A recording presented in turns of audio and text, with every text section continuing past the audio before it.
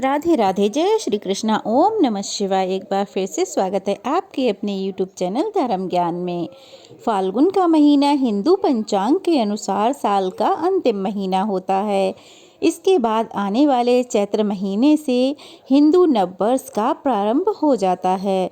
फाल्गुन माह के कृष्ण पक्ष की अंतिम तिथि को फाल्गुन अमावस्या कहा जाता है। फाल्गुन अमावस्या शिवरात्रि पर्व के बाद आती है और हिंदू वर्ष की यह अंतिम अमावस्या तिथि होती है। यह अमावस्या सुख, संपत्ति और सौभाग्य की प्राप्ति के लिए बहुत विशेष फलदायी होती है। जीवन में सुख शांति के लिए फाल्गुन अमावस्या का व्रत रखा जाता है। इस दिन लोग पवित्र नदियों में स्नान कर जरूरतमंदों को दान भी करते हैं। यह अमावस्या पितरों को मोक्ष दिलाने वाली होती है, इसीलिए इस दिन पितरों का दान, तर्पण और पूर्वजों के आशीर्वाद प्राप्त करने के लिए उनका श्राद्ध भी किया जाता है। वैसे तो साल भर में 12 अमावस्याएं आती हैं।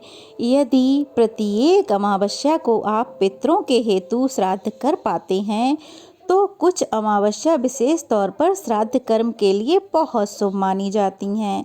फाल्गुन अमावस्या उन्हीं में से एक है। इस दिन पितरों का दान, तर्पण, श्राद्ध अवश्य ही करना चाहिए। ऐसा माना जाता है कि जो व्यक्ति अमावस्या के दिन व्रत रखता है उसके जीवन में कोई भी समस्या नहीं आती है और सुख समृद्धि में वृद्धि होती है। इस दिन पितरों का पूजन करने का भी विधान है। अमावस्या पर पितरों का पूजन करने से उनका आशीर्वाद हमें मिलता है और उनकी आत्मा को भी शांति मिलती है। मान्यताओं के अनुसार आज के दिन गंगा में डुबकी लगाना और दान करना बहुत शुभ माना जाता है।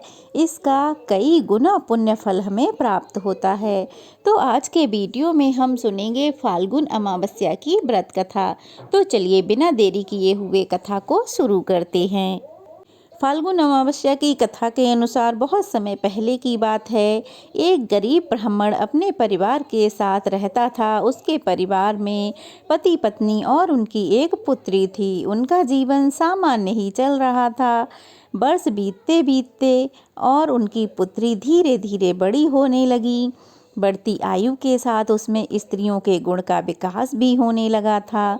वह अत्यंत ही सुंदर, सुशील और सर्वगुण संपन्न थी, लेकिन गरीब होने के कारण उसका विवाह नहीं हो पा रहा था। एक दिन उस ब्राह्मण के घर एक साधु महाराज पधारे। ब्राह्मण पुत्री की सेवा से साधु महाराज का मन बहुत प्रसन्न हुआ और उन्होंने कन्या को लंबी आयु का आशीर्वाद तो दे दिया, लेकिन यह भी बताया कि उसकी हथेली में विधवा का योग है। इस बात से चिंतित होकर ब्राह्मण परिवार ने साधु महाराज से उपाय पूछा। तब साधु ने कुछ देर विचार करने के पश्चात अपने ध्यान के आधार पर बताया कि कुछ ही दूरी पर एक गांव है। उस गांव में सोना नाम की धोबन जाति की एक महिला अपने बेटे और बहू के साथ रहती है, जो बहुत ही संस्कारों से संपन्न तथा पतिपरायण और निष्ठावान है।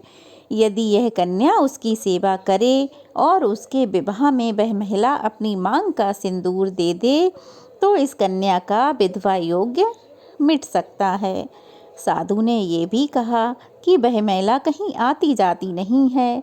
यह बात सुनकर ब्राह्मणी ने अपनी बेटी से धोबन की सेवा करने की बात कही।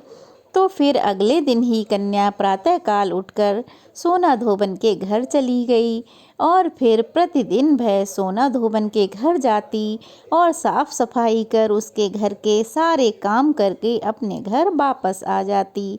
एक दिन सोना धोबन ने अपनी बहू से पूछा कि तुम तो सवेरे सवेरे उठकर सारा काम कर लेती हो और मुझे तो पता भी नहीं चलता है।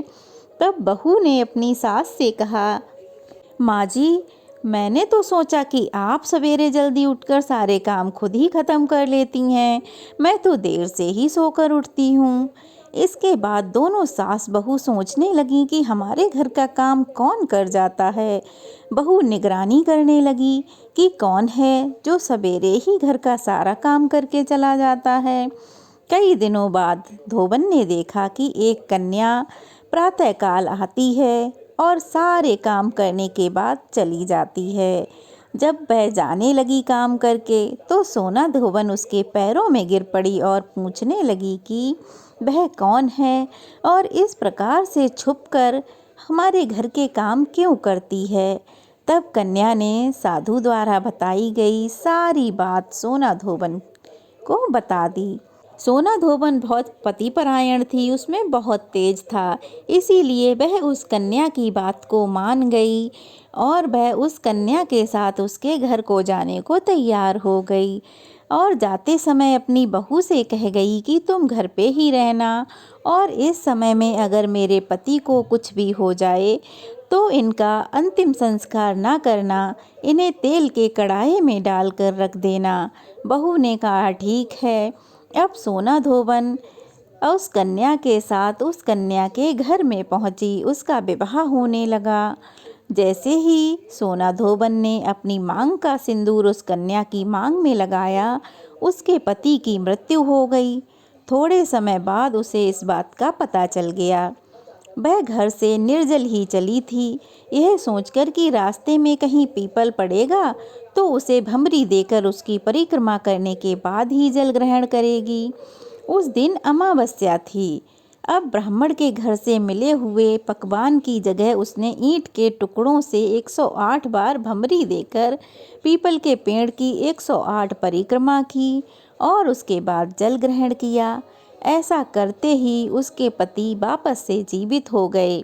इसीलिए माना जाता है कि इस दिन व्रत आदि करने से बहुत पुण्य फल की प्राप्ति होती है और पतिव्रता स्त्रियों का सुहाग सदा के लिए अमर हो जाता है। तो यह थी अमावस्या की व्रत कथा, सोना धोबन की पतिपरायणता की कथा। कैसी लगी कमेंट बॉक्स में ज़रूर बताइएगा। कथा अच्छी लगी हो तो वीडियो को लाइक करके शेयर कीजिएगा और अगर नए हैं तो प्लीज़ चैनल को सब्सक्राइब कीजिएगा। और हमारे चैनल पर अन्य व्रत कथाएं भी सुनाई जाती हैं, त्योहारों के बारे में जानकारी दी जाती है, तो उन वीडियोस को प्लीज़ ज़रूर देखिएगा और अच्छी लगे तो वीडियो को लाइक कीजिएगा। हर अमावस्या पर अपने पितरों का दान तर्पण हम सभी को करना चाहिए। इससे हमारे पितर प्रसन्न होते हैं और हमें आशीर्वाद प्राप्त होता है। हमारे पितर जब प्रसन्न होते हैं तो हमारे घर में खुशहाली छाई रहती है। उनके आशीर्वाद से किसी चीज़ की कोई कमी नहीं होती। इसीलिए हमें अपने पितरों की पूजा, दान, तर्पण आदि कार्य अवश्य ही करने चाहिए। जैसी आपकी श्रद्धा हो, जैसी आपकी सामर्थ्य हो, कम या अधिक, उसी प्रकार से हमें दान भी करना चाहिए। हर अमावस्या पर पूजा करके दान करना बहुत ज़रूरी होता है। थोड़ा हो या अधिक, ज़रूरतमंदों को दान अवश्य कराना चाहिए। तो ये थी आज की वीडियो। अच्छी लगी हो तो लाइक करके शेयर ज़रूर कीजिएगा। राधे राधे। जय श्री कृष्णा। ओम नमः शिवाय।